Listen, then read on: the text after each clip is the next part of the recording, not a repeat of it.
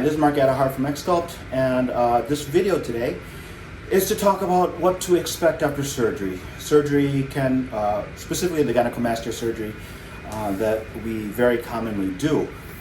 We wanted to make this video because surgery can be a very stressful thing, and even though we give you a lot of instructions before the surgery, it can be very difficult to remember all that information at once. So we want to make a video just as a reminder for you to refer to while you're sitting at home and recovering. Okay? This video is broken up into several phases during our healing period, so you can fast forward to the parts that pertain to you. But if you have any questions, you guys have my cell phone number, so please text me at any time or email me, and I'll get back to you as fast as I can. Okay.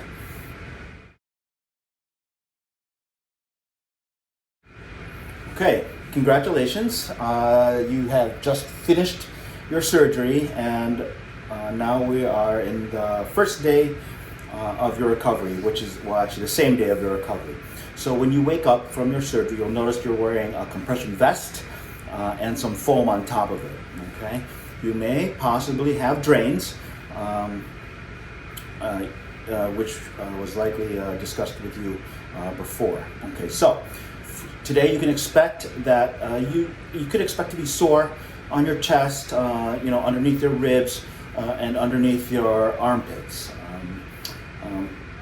It's not going to be too bad because of the local anesthesia, but that will only last for several hours. That may wear off sometime during the middle of the night. You'll probably feel very tired, very wiped out. You might feel nauseated due to the anesthesia. You may feel a little bit lightheaded, a little dizzy. It's very important that you drink a lot of fluids. If you're not too nauseous, eat something light, not something that's too heavy or hard to digest, so that you can get a lot of your energy back. Gatorade, juices, something like that work really well. Okay. Once the local anesthesia starts wearing off, you'll probably start to experience the pain. So your pain medication was prescribed to you. Feel free to use that, especially for you to get a good night's sleep. As the days go, try to use extra Tylenol or ibuprofen to minimize the use of that narcotic medication, because those have side effects in of itself, such as constipation and nausea. So if you can get away with ibuprofen, maybe 2 or 3 tablets every 6 to 8 hours, or extra Tylenol every 2 tablets every 6 to 8 hours, that would be great. But of course, if you're in a lot of pain, that's why we give you the pain medication.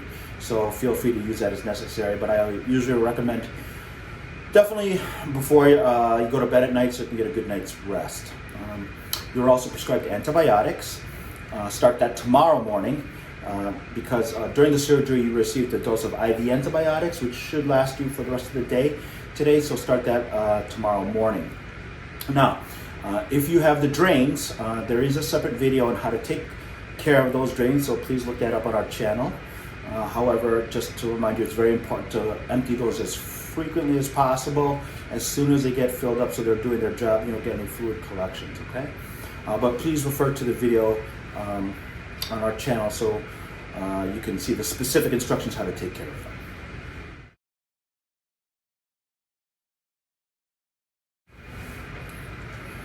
Okay, now we're at the day after surgery, the next morning, and for the first, up into the first 3 or 4 days after surgery, now the pain is going to start settling in. You're going to start to really feel it, especially on the lower chest and along the ribs, because of the high definition work we do. We tend to be doing liposuction of the fat, just basically off your rib cage there, so you will be very sore in those areas. So again, take the pain medication as you need it. You'll probably need more of it the first couple days, and then after the first several days you can probably switch to ibuprofen or Tylenol if you need it at all, but use your pain medication as needed. If you need a refill, please feel free to text Annabelle or myself, and we'll be happy to refill that for you. Now, you can shower 2 days after surgery, 48 hours after surgery. Okay. Now, when you'll notice that you'll underneath your vest and your foam, you'll have these clear plastic squares. Those are waterproof, so you can get those wet. Don't let the shower or the water hit your chest directly. Just let the water can run down over it, so you can shower in the upper chest and let it drip down. But try not to let the water hit it directly. You will have there will be little tapes underneath your armpits, the little paper tapes underneath your armpits for those incisions. If they'll stay on, great. More often than not, they fall off. If they fall off, that's totally fine because by this point they're probably already closed and healed. And if they fall off, just wipe some either antibiotic ointment or some just regular lotion on those areas to keep them moist so they can heal well. But specifically for the chest, make sure that you just don't hit those directly because we like to keep those on. Now, it's no problem to be out of your compression vest and foam for the shower.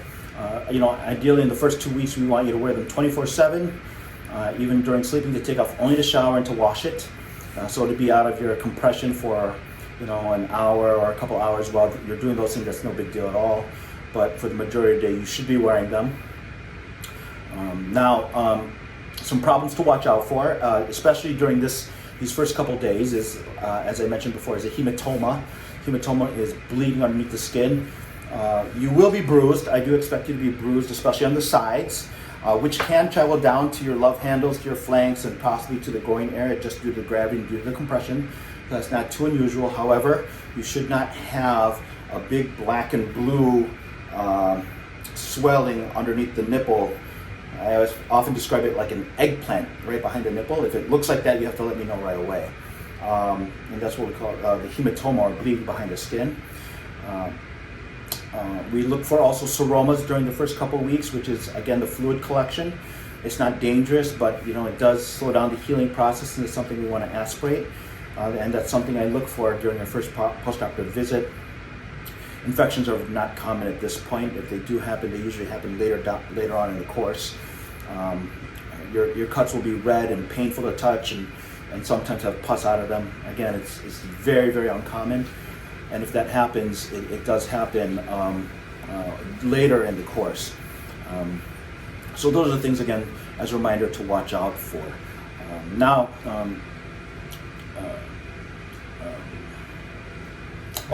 To wash the a common question, you can wash the vest and the foam and put it in the dryer under low heat setting, tumble dry, and you can wash it with the rest of your stuff. There's no special way to wash it. So the foam and the vest are both machine washable, and you can dry it in the dryer just on low settings. Okay.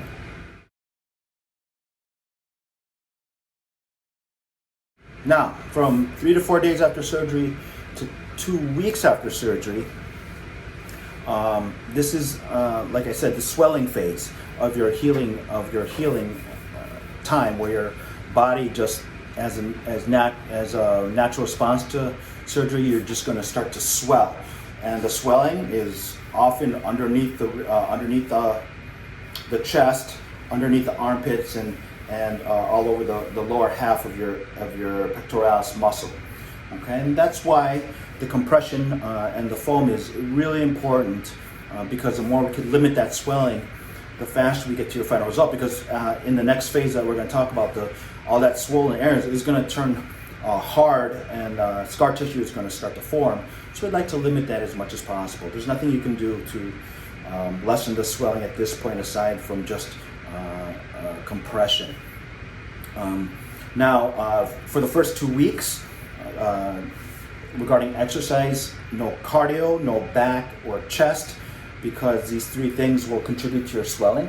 However, you can do legs, arms, lateral raises for shoulders, so you can do that kind of stuff, but definitely no chest, back, or cardio, because, like I said, that will increase your swelling and prolong your healing. You can do otherwise everything else, like your normal daily activity. You can work, you can take the stairs, you can drive. You can drive just as long as you're not taking the pain medication. Overall, the only limitation you really have is no cardio, chest, or back, the more you walk around, the more you move around, the better you'll get back to your normal routine. You'll notice that as you go on in the first 2 weeks, and especially during the scar formation phase, your range of motion with your arms are going to be very, very limited. Okay, I'm going to talk about that next. So the next phase is 2 weeks after surgery, all the way up to 3 months after surgery. And this phase is the rapid healing phase, where everything that was inflamed during the first 2 weeks is going to start to get replaced by scar tissue, and basically the healing portion. Now, what happens during this phase is that your body's the inflamed parts, your body starts to slowly make scar tissue, and that's part of the healing process. So everything, all those swollen areas that were hard, that were kind of like maybe puffy or swollen, you're going to start to notice it's going to get really hard. Some areas are going to be harder than others. You'll probably feel numbness. That's totally normal. It's very, very common at this part that I always get the panic text or panic phone call that the nipples folded in, or that there's an indentation, or there's a crater, or anything like that. That's actually only because there's no fold or anything like that. It's just everything surrounding it is starting to scar in or starting to get inflamed.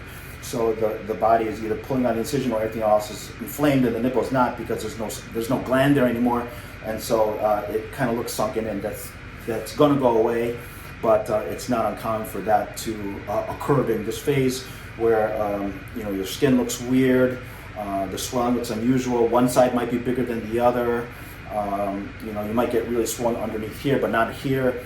The body heals in different rates, in different ways.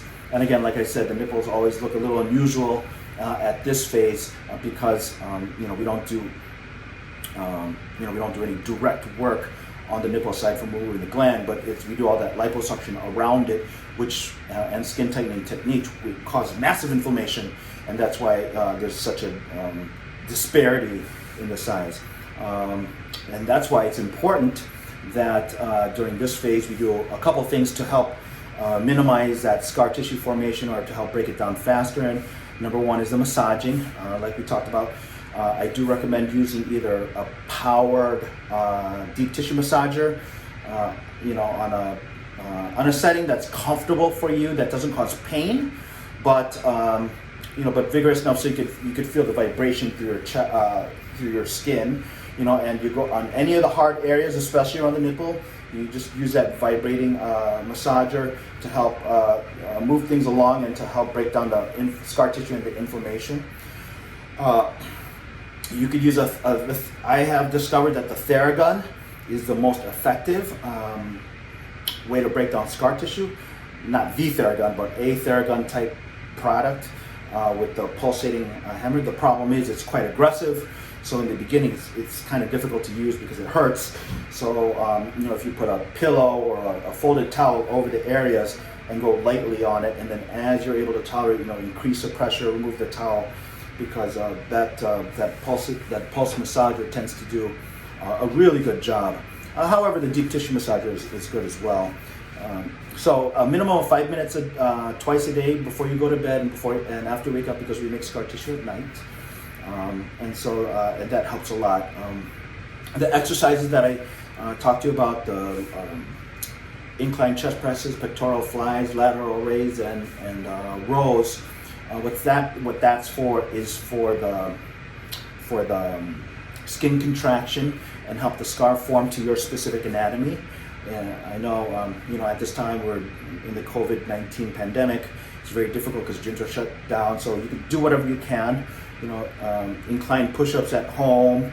Even just grabbing the top of your door and just stretching helps a lot. And just doing like contractions against the door while your hands against the door, it helps a lot. Because again, like I said before, you'll notice that a lot of guys aren't going to be able to touch their hands above their head at this point because of the amount of scar tissue and inflammation that is forming.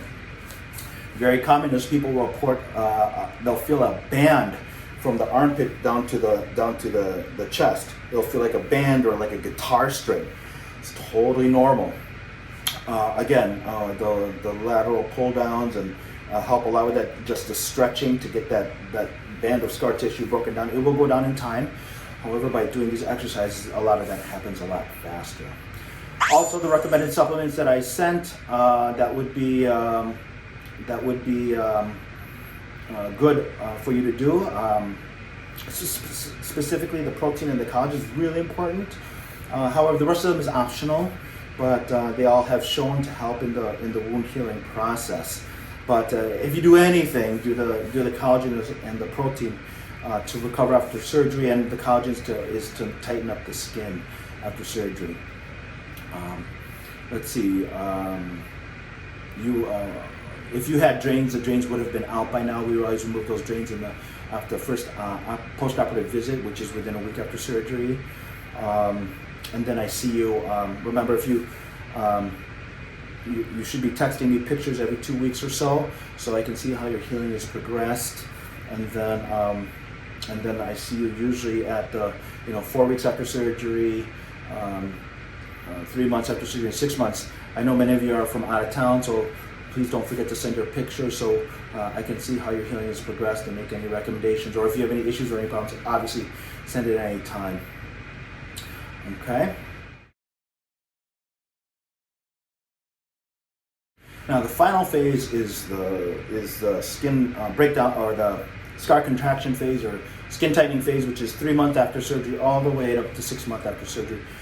And this is where your body finally starts to break down the scar tissue and tighten up everything as a final recovery phase after surgery. If ideally you'd like to continue the massaging and the exercises and the supplements through this phase, but it's not necessary. But it would be nice if you could. And unfortunately, the skin contraction phase and scar breakdown phase is the slowest part. But if you're really good with your post-operative protocol, a good amount of the healing, about 75% of your healing is done after the 3-month phase. Depending upon how severe your gynecomastia was. So it's always important, to remember that. After surgery, it's a healing process. It does take time. Some people heal more than faster than others.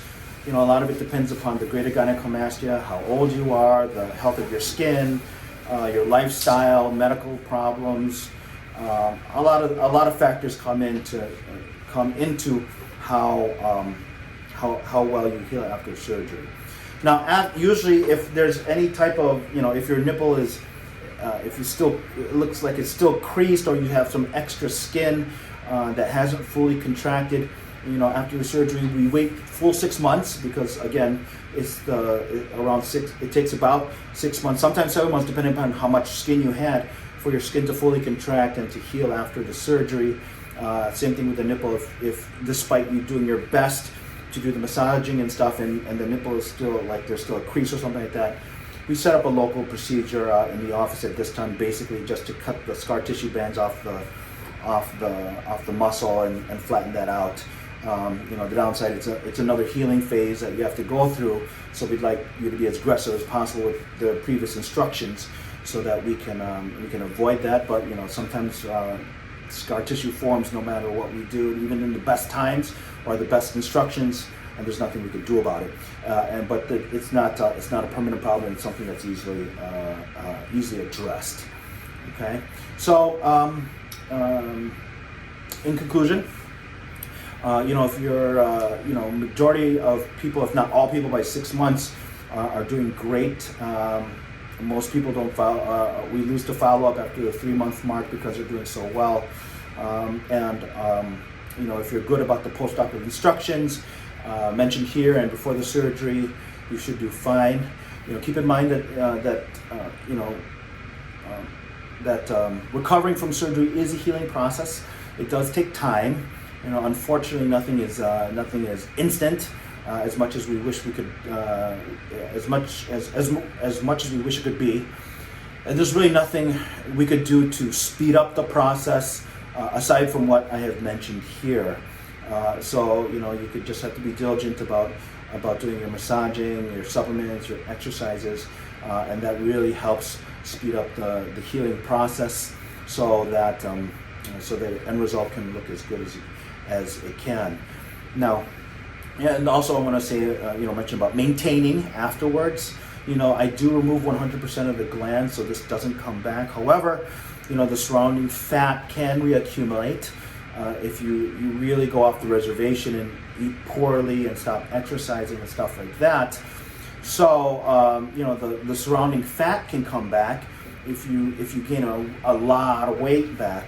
And so, it's really important that you work to maintain, your physique, just an overall healthy lifestyle, so that, all the time and money you spent to undergo the surgery is well worth it in the long run. Okay, so if you have any questions, you know how to get in touch with me. You can email me, or you can text me, or call me at any time. And I hope this video helped you during your recovery. Thanks.